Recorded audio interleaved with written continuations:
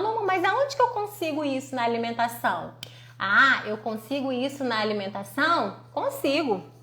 Eu consigo isso nas carnes, né? Magras em especial. Eu consigo isso nas frutas, nas verduras, né? Mas o que a gente tem observado, gente?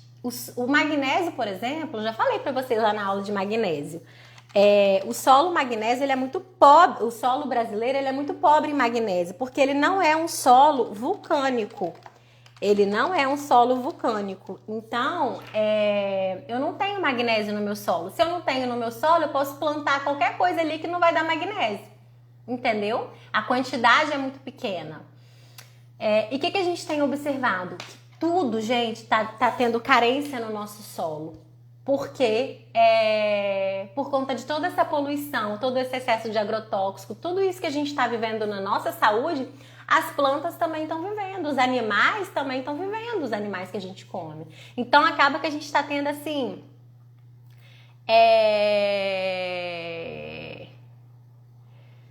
Acaba que a gente está tendo assim uma quantidade mesmo muito pobre de nutrientes. Por isso que eu falo tanto em suplementar, gente. Por isso que o segundo pilar do Saúde da Mulher 40 mais Por isso que o segundo pilar da Saúde da Mulher 40 mais é mesmo a suplementação. Tá? Então a gente trabalha a alimentação sim, é o nosso primeiro pilar. É ali aquele pilar de fundação daquela casa, entendeu? Mas a gente tem a suplementação e a gente tem o monitoramento que andam ali juntinho, tá? Não tem jeito, gente, a gente precisa disso. E o que a gente pode fazer então, né, para melhorar essa saúde? O que a gente pode fazer para melhorar essa saúde? A gente pode trabalhar a hidratação, a atividade física, o sono, é a nossa tríade de sucesso que a gente vem falando aqui pra vocês, né? Não tem jeito, gente. Existe uma coisa dentro da saúde mitocondrial que se chama hormese, que seria o quê? Você estressar o seu corpo por um tempo, porque um pouquinho de radical livre é importante, porque quando a gente pensa lá na formação de energia, a gente até produz o superóxido, né, o tempo todo, assim. Que é o oxigênio, né? Em forma de radical livre. Mas, quando a gente começa a fazer isso de forma muito excessiva, acaba que eu tenho uma quantidade excessiva de radical livre e aí começa essa deficiência mitocondrial. Quando eu penso em saúde mitocondrial, eu utilizar da hormese seria o quê? Tudo que gera um pouquinho de estresse. O que gera um pouquinho de estresse? O nosso dia a dia já gera estresse pra gente, né? Mas tem algumas coisas que os estudos foram pesquisando, os cientistas foram pesquisando e a gente tem comprovação de que isso funciona. Por exemplo, é o tal do banho frio, né, gente? Que muito se fala, tem gente que mergulha no gelo, isso é muito perigoso, tá, gente? Mas assim, só tô falando pra vocês que a água fria, né, o banho frio, essa sensação na nossa pele, no nosso corpo, de desconforto, de você sentir mesmo um pouco de frio. Ah, tá frio, já logo coloco um casaco, me fecho em casa, né? Mas essa sensação de desconforto, às vezes, de um banho frio de manhã, por exemplo, né? Molha ali os pezinhos, molha a barriguinha, vai devagar pra você também, né, não tomar aquele susto. Mas esse banho frio, ele causa um pouco dessa hormese, sabe? Dessa sensação, desse desconforto, para que depois você volte a se confortar. Isso aí tem muita relação com a melhora da saúde mitocondrial. Outra questão é a atividade física, né, gente? E aí, por conta da hormese, por conta do estresse que a atividade física provoca, porque você quebra suas fibras musculares para depois recompô-las, né? Recompor, né, gente? Então, assim, isso é importante.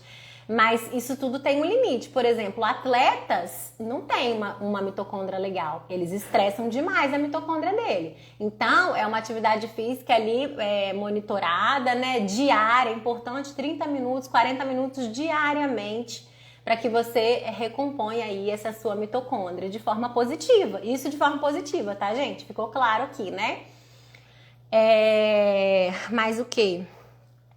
É a sensação de frio e o jejum, né? Fala-se muito hoje do jejum, tem o jejum intermitente, tem vários tipos de jejum.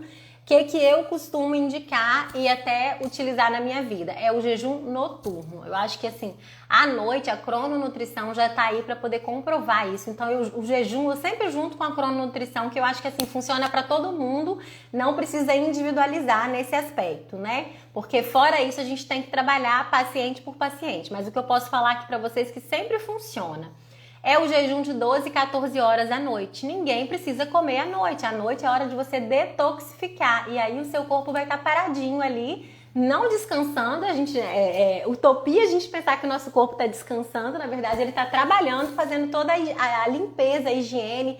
Não é à toa que a melatonina é a nossa grande faxineira. A melatonina, que é o hormônio que a gente produz à noite, ela é um grande o quê? Antioxidante. Vai faxinar o corpo todo, a mitocôndria, tudo. E aí, você não precisa comer. E esse jejum é muito fácil, gente. É aquele jejum de exame, sabe? Não é difícil. Depois que você coloca na sua rotina, você para de comer. Então, assim, você jantou ali 7 horas da noite. Você vai tomar café de 7 às 9 da manhã do outro dia. E aí, se você juntar com a rotina matinal, que eu peço para vocês esperarem mais ou menos 1 hora para vocês comerem, enquanto vocês pensam um pouquinho, né? Rezam, fazem uma leitura, leem frases de afirmação para vocês mesmas, toma o seu banhozinho, que agora pode ser gelado, se você estiver querendo melhorar as suas mitocôndrias, né? Faz o seu chazinho ou sua água quente. Então tem tanta coisa. Vocês veem que na verdade vai tudo se juntando. Quando a gente vê aula por aula, parece que é difícil rejuvenescer, né? Mas quando você começa a juntar tudo que eu tô falando em um conteúdo com o outro, você começa a observar que vai tudo se juntando. E é isso que é o bonito do método Saúde da Mulher 40+, que eu consegui compilar isso tudo, né? Da minha prática do dia a dia, de 15 anos de formação, né? De trabalhar com o outro, de melhorar a minha saúde, da minha família e dos outros, que eu compilei para trazer para vocês de forma mais mastigadinha e mais fácil de vocês implementarem. Realmente não é difícil, basta querer, né? É o que eu falei para vocês. Sempre a primeira...